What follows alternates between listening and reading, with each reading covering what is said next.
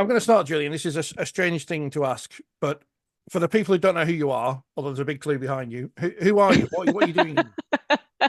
Who am I? So, my name's Julia Lee, and I've been involved in rugby league as a fan, referee, coach, administrator for, oh, goodness me, I'm now 56. So, how scary is that? So, probably 40 odd years when I start doing these sort of things.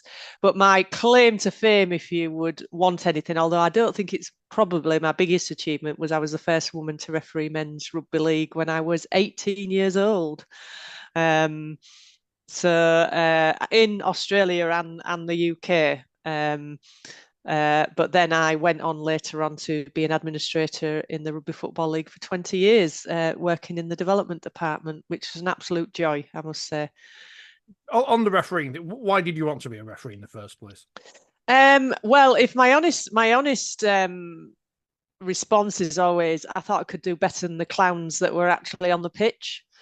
I was a referee abuser from being 12 till 17 when I took up refereeing and realised how difficult it was. Followed the crowd, so to speak. So I'm a Hull KR fan on the terraces. Someone says, bet you dare apply for that job. I'd had a few pale ales and I went, oh, I can do better than any of these. And so I wrote off and got the letter back. Dear sir, you're very, very welcome. Of which I wasn't the first. There was a woman called Julie Fitzpatrick, who's actually from Leeds, who first refereed rugby league. But from there, and they didn't quite know what to do with me, if I'm honest. But once they realised, and I had 20 years refereeing, really, really enjoyed it. Unfortunately, injury, I had to give up, but loved being part of the sport and that refereeing community. It's a community like no other, is all I can say. Because we're what? So that's the early 90s. We're now 2024, so 30 odd years on. It's still news when a female official does something for the first time. So I think, as everything as we're going to discuss it's slow progress, but getting faster. Yeah, I do feel there's a real impetus now. I must say, it did get a bit frustrating. Obviously, I refereed up to A-team level and did internationals. So it's so refreshing now to see women going further than that. So actually having a woman referee, a male game on the Rugby League World Cup was just hallelujah, because one of my things is, and I still have to say it because I chair the Women and Girls Advisory, the international group, and when they were selecting the referees for the panel that particular World Cup, there was no woman nominated from any country. And it's like, we know that there's at least three great referees out there that have not been nominated.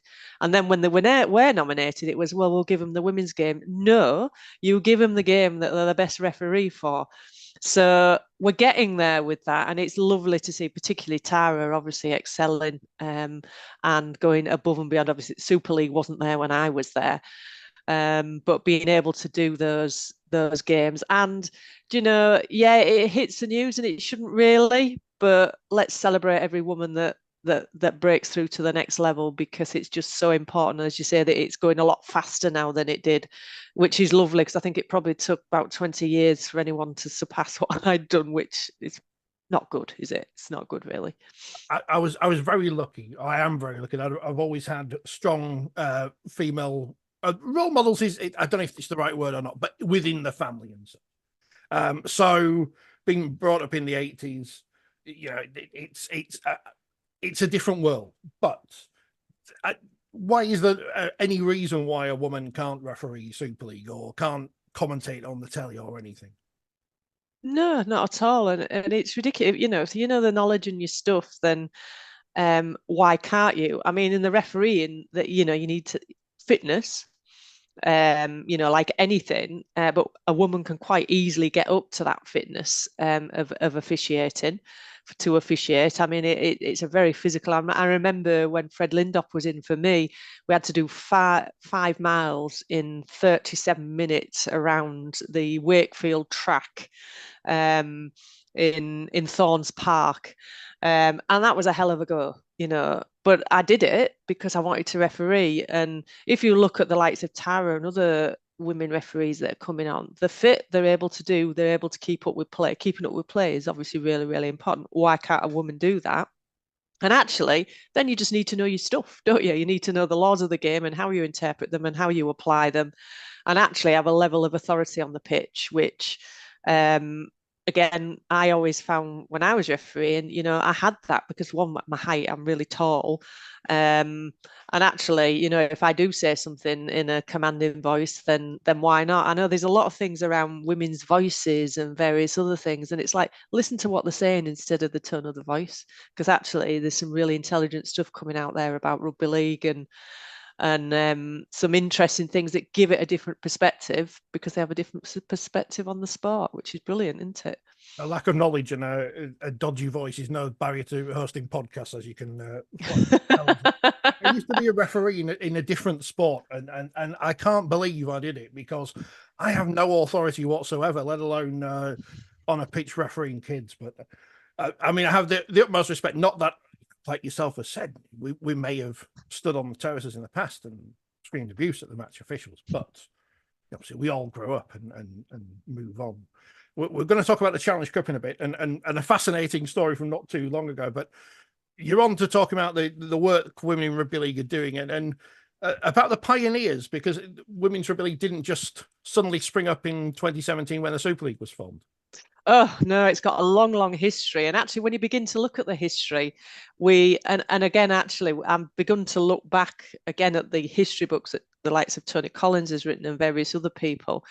And we're so great in rugby league at starting something up, getting a great momentum, and then not continuing it. And the women's game is a fine example of that. So it started in the 1980s, although it was a difficult start. That we've got lots of evidence now. So pioneering years is basically uncovering all the history of the women's game, which started, the first season was 1986.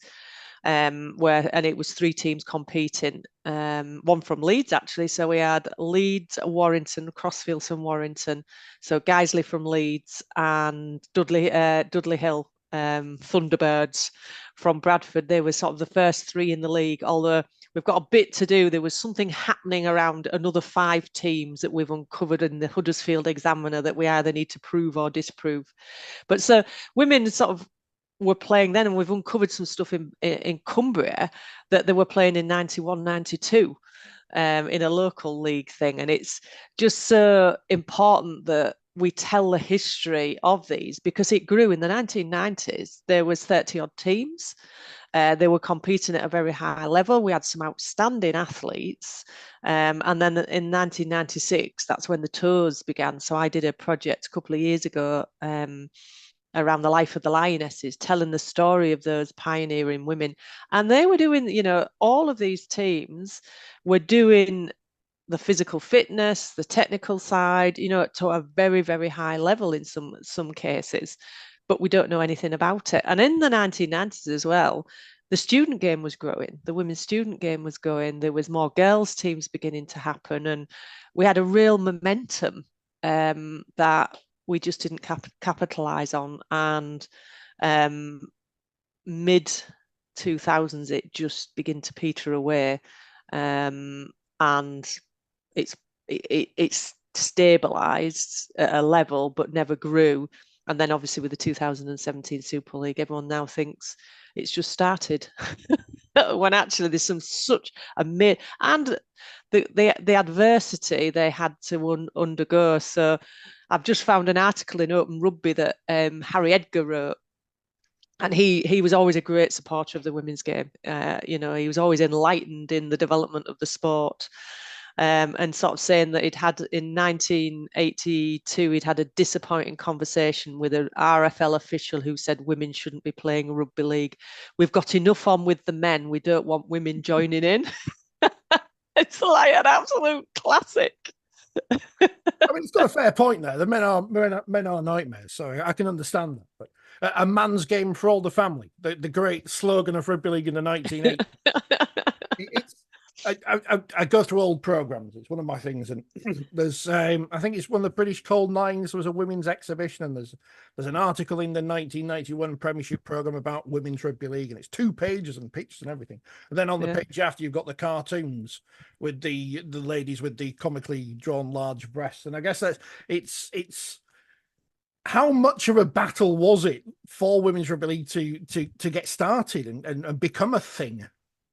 Do you know, it's, and as I'm beginning to look back, because I mean, I was involved in the early days, so I wasn't just refereeing. I got told, after being told at school I couldn't play, that when I started refereeing, well, you have to play to be a good referee. So at that time, I'd moved to London, so I set up a team in London, Fulham Women. So in 1987-88, we had a team, Fulham, who used to travel up and down north. So we had to go up playing, and we had some superb teams, and actually some of the professional clubs were mega supportive. So Halifax, as I'm uncovering the history of, they were both celebrities within their own right. So the Halifax team, whenever the teams went out round Halifax, and to this day Lisa Mack can go out and is heralded. So she's one of the top athletes. She's in the Hall of Fame, and she goes anywhere in Halifax. It's like, that's Lisa Mack. Because of that era, they used to do curtain raisers at that time. And the Halifax team curtain raiser before a Halifax versus Great Britain game. So some of the clubs were really, really supportive, the professional clubs. You then got the downside of people thinking, men and women, that women shouldn't be playing rugby league. So making it really difficult, giving them the worst pitches. Couldn't get match officials, because I remember having this discussion in the Hull Society, because I moved back to Hull in the 1990s and we had Hull Vixens. And I used to say to them, why aren't you giving them referees? They says, well, we've got to fill all the referees up to under 11s. And if we get a spare referee, we'll give it to the women. And it's like, so you're classing them as under 11, below under 11s. That's ridiculous. And some of the men were male referees were a bit nervous about refereeing the women's game as well. And then you got the worst pitches. There was things around women and sexuality, and the fear around that you're going to turn our girls into lesbians, and and if they were, if they did have female partners, please don't show it in the clubhouse. That you can't be affectionate towards anyone other, you're bringing our clubhouse down and things like that. So there was a whole element of that, but also the fact that neither governing body wanted them, so they had to set up their own governing body in order to play. And it took probably 20 years. So I think the RFL 2012 finally took the women's game under its wing. And Barla, I need to find out exactly the date. I'm just going through a load of Barla stuff at the minute, the actual date that Barla, the women were associate members, but weren't allowed to vote on anything or have any power at any event or anything like that. So WALA was their Women's Amateur Rugby League Association, was their governing body, and some great people. And without the male allies actually at that time, who used to say, no, women's game's great and I want women to be able, and women should play, I don't think they would have made many inroads. But because of those supportive men at the time, the women then managed to get on the pitch and get into the right political places, because they just weren't accepted by anyone. Women shouldn't play. That was full stop. What's the feeling when you look back at these things? Because it almost seems from 2024 eyes to be just ridiculous and amusing, but obviously at the time it's not funny. Yeah, no, it is funny, isn't it? And I sort of look, I remember and this is me personally experiencing from what the women, so part of the Pioneering Years project, we're interviewing loads of women, those women in those initial years that just cracked on, just got on with it. So there's going to be some great stories coming out. And it was a political time. So 1980s, Margaret Thatcher was in power, although I would question her politics. But me as a young girl wasn't quite understanding of that. But I just thought I have the right to do anything I want. And I remember the battle at school. I didn't want to do netball. I didn't want to do hockey. I wanted to play rugby league, and they wouldn't let me. So I refused to play any other sport. I says, I'm not playing then. So they sent me off in the corner to with a rugby ball with a mate because they didn't, they just didn't know what to do because there was nothing for young girls and young women to be able to participate in the sport. So there was that sort of feeling of, no, I have a right to do this and I'm going to do it at whatever, and nobody's going to stop me, because actually legally they can't stop me. They're just not quite sure, that undertone of not quite sure. And they'll say now, some of the referees, we weren't quite sure what to do with you. And also they were desperately frightened that I would change in the same changing rooms as the men and strip off, and obviously all that sort of stuff. It's like, and how do you cope with a brawl? But actually, at that time, it was the days when the referees like John Oldsworth and things used to go in for a bit of a fight themselves, if you remember.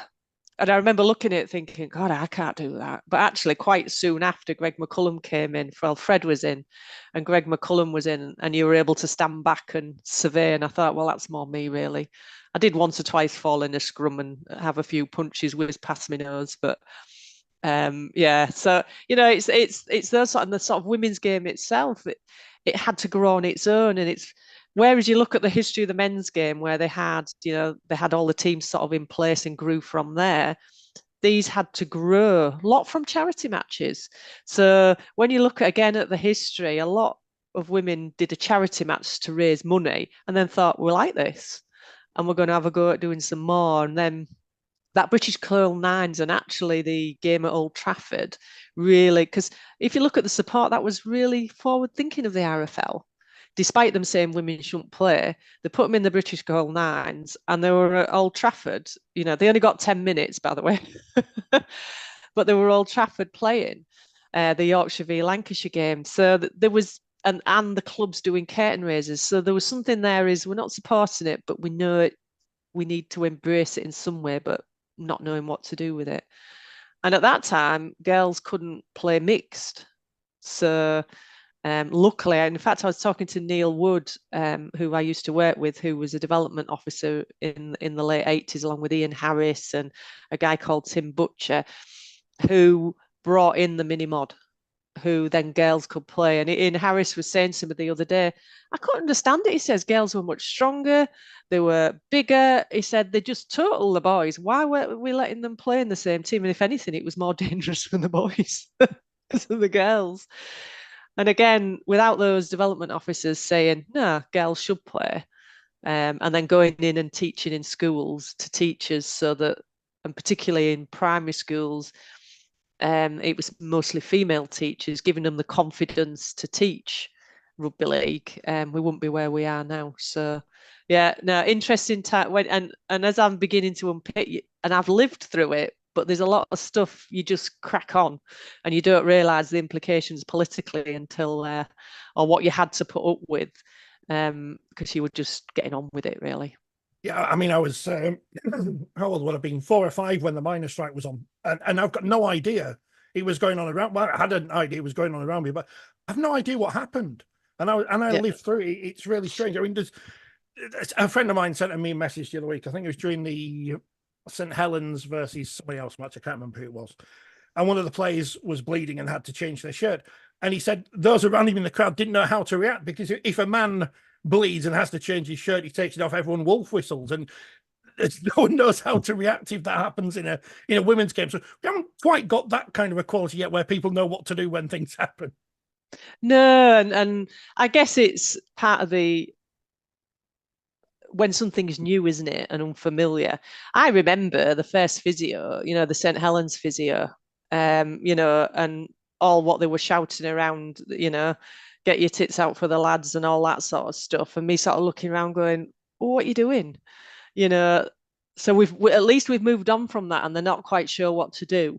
Because actually, there probably would have been a song on the terraces or something, wouldn't they, around that? And they're a bit more respectful, because they see them as athletes. That was the thing.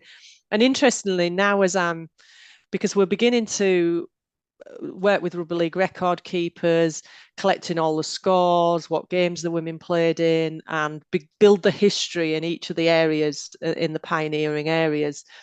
It's around at Rugby League record keepers, they only ever do the professional game. Well, if we're going to do the women's game, they started off in the amateur. It all started when we did the internationals. These women only played amateur rugby league, with amateur rugby league clubs. So we had to sort of build all that in and change the perspective of where it's a different journey to the men. And recognise that in its own right, that actually if a woman played in the Challenge Cup final, that is the highest honour they could do at that time. And recognise it as a first class game rather than, they're a Bala team and, well, they weren't a Bala team, but that sort of thing that they're not a professional team. Well, that's all they had to play in. So, that is the highest level any woman could get to. There wasn't any armed forces to play in or student at that time. That was the highest level. We'll come back to how pioneers and such can get in contact in a moment. But you mentioned the Challenge Cup, and excuse me. Some may think it started in 2018 when I hosted the coverage on the telly. Well, it wasn't on the telly, it was online. But obviously there's a long history to the Women's Challenge Cup. It's not a surprise to me because I know at least one former Super League club didn't have their heritage numbers from day one, and they've only existed since the late 2010s, and they haven't got all the data available. What happened in 2015?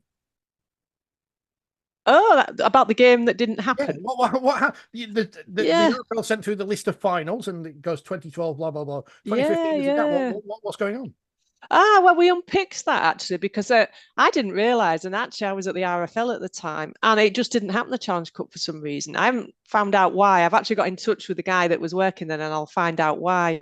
It just didn't happen. There was a Super League grand final. And there was another final or something is what we've unpicked, but there just wasn't a Challenge Cup game. There was for a while, because interestingly, Women's Amateur Rugby League Association had a Challenge Cup final from 1989. So we're classing that as the route down until you get to 2012, and then it splits because Wales kept doing their Easter. They have a real big Easter celebration and games with the Challenge Cup, and then the RFL took on the games. We're trying to work out exactly when, so I'm in touch with the people at the RFL just to make sure we get the dates right and the teams right and things. But yeah, they just said we can't put, when we were looking at making sure we got all the teams in that had ever won the Challenge Cup, there's a big gap at 2015, and it just didn't happen. And I'm not 100% sure why, but I will uncover that eventually. I might not be able to tell anyone, but I will uncover it eventually. No pandemic is all I can say, which is what happened in 2020. At least we know why that one happened. Some shadowy reason. Some might have forgotten, or they lost the trophy or something, or some ridiculous thing. But Wembley on Saturday, and now it's 2 in a row, and now it's been there. The Challenge Cup, and it can't go backwards, can it? The Women's Challenge Cup is always going to be either attached to the men's or a standalone thing if something amazing happens in the future. But as soon as you make progress in this day and age, you can't go backwards, can you?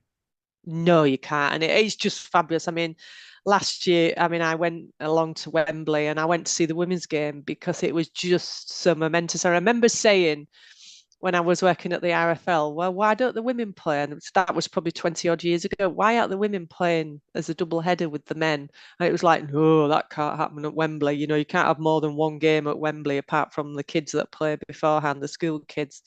And it's like, why?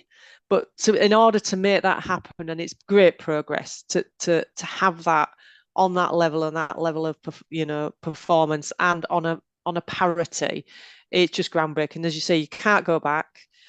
And finally, the women are on that platform. They're being seen on television. They are real role models of young people now because the visual. One of the biggest things was nobody could see any of these women because if you're not on telly and nobody's reporting about you, people don't know about you. And that's the whole part of this pioneering project is there's so many women people don't know about. They're absolute, not just pioneers in moving the sport forward, but as players and coaches and officials that you think, I just want to tell all their stories. So the end of the project, we'll have 20 really great stories about the pioneering, some of the real pioneers of the women's game. But also alongside that, we've got 60 interviews of the women, the one that's, people at Sheffield's been really interested in working with because they've got So they had sort of 3 stages in the development of the women's game, and we found someone of each era that's got a loft full of stuff, which is like heaven to someone like me. Oh, fabulous. So we can really get into the depths of what happened in Sheffield and who all the people were, and celebrate it. That's what the project is about, celebrating the great people that helped the game progress to where it is now. Is someone eventually going to make a film or a play even about the pioneering? Is it those kind of stories that you're uncovering at the moment? Yeah, and they need to be told, because sometimes, I see an article. So we, when I refereed in the 1990s, the Women's Challenge Cup final, generally for about 3 or 4 years, had all women officials. And then there's something came out, first Challenge Cup final, first Challenge Cup game to have 3 women officials. And it's like, no, that's already happened.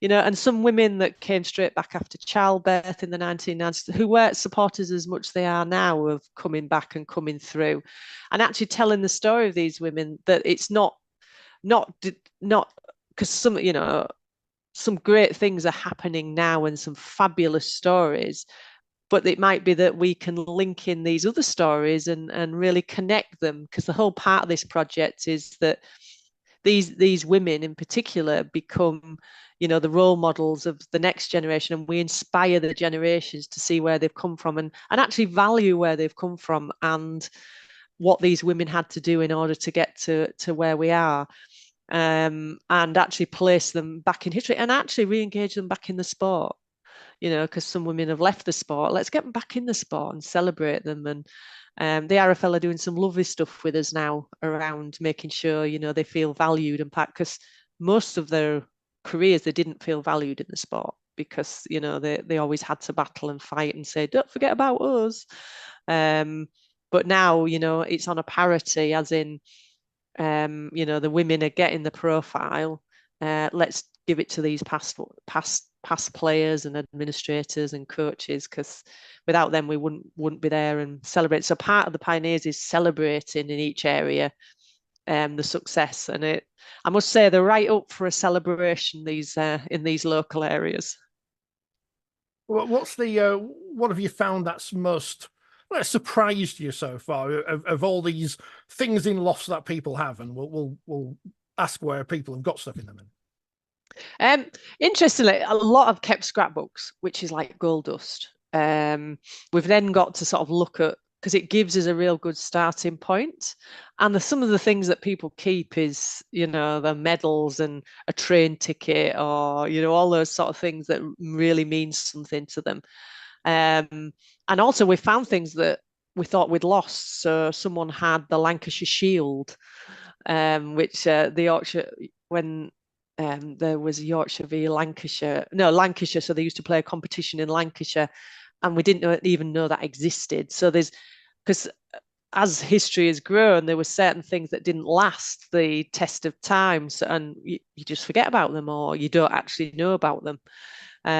So there's some great things. I know in Barrow, they're ahead of the game. So a woman called Mary Mack has been uncovering the history. And as I said at the beginning, there was a little Cumbrian, not little, there was 4 teams in a Cumbrian competition in 92 to about 94, 95, playing each other. In fact, there's a Granada documentary for half an hour about these women. And do you know, they could play? They could absolutely play, but it's a classic footage where, the men are saying, well, should women play? Should women not play? And the coach live on television saying, well, if they want to play like men, we'll treat them like men, and doing a full-on tackle on one of the women live. And it's like, oh, for goodness sake, of its time. But it just shows what the women had to put up with, and actually they just accepted and say, if I want to play rugby league, this is how it is. And they had, so there was an exhibition at Barrow. So Mary put an exhibition of their history, and they all came together. So there was about 50 women in the room right from the 1980s right up to present day, all celebrating the history of women's rugby league in Barrow, which is fabulous, isn't it?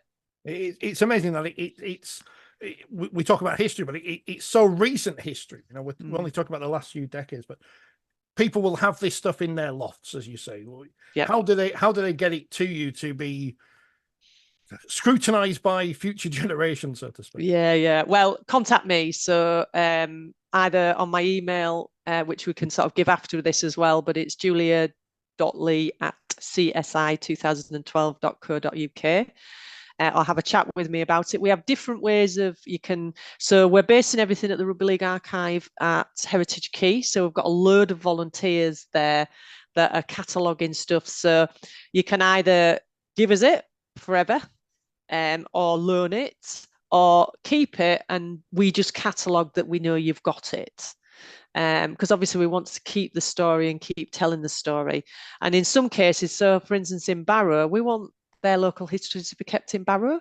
Why would we move it to Huddersfield when it's all about their history? So we then make a decision with whoever it is. But if you've got some stuff, particularly around sort of photographs and your achievements, but also we're really interested in results, team lineups, where you played and all those sort of things to unpick. Because whether I'll get there or not, Richard, is I'd like every game that was ever played of Women's Rugby League with the team, the score, the scorers, where they played, who refereed it. I know we haven't quite got that in the men's game, but that's what the aspiration is.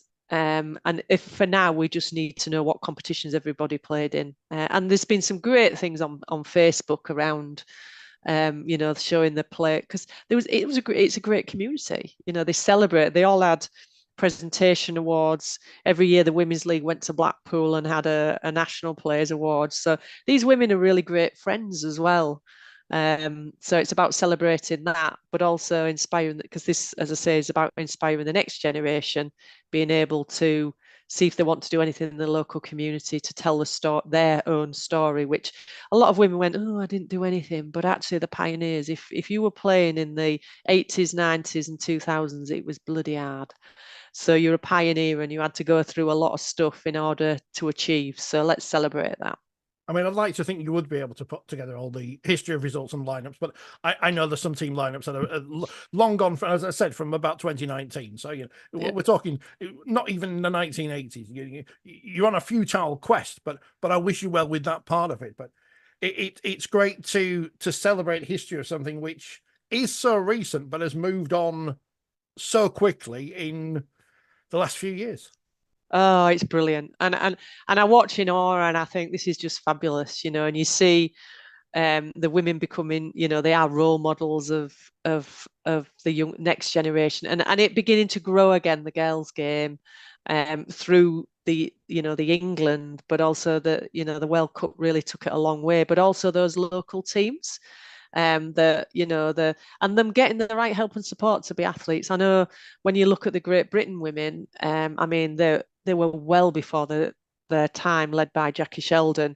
They were doing all the conditioning and psychological work and things that in that early stage to an nth degree, but being able to see these women having the right medical support and everything else, not quite everywhere, but it's going in the right direction and having those standards of competition that are expected. And the coverage, getting it on and social media is brilliant for that, isn't it? These women can really shout about what they're doing and be proud of what they're doing as well. And we just need people to accept them as athletes. That's the main aim, isn't it? These are just rugby league players, and isn't it fabulous to see them performing at their potential and being able to, and young girls be able to play rugby league anywhere if they want to, without being told they can't because they're a girl.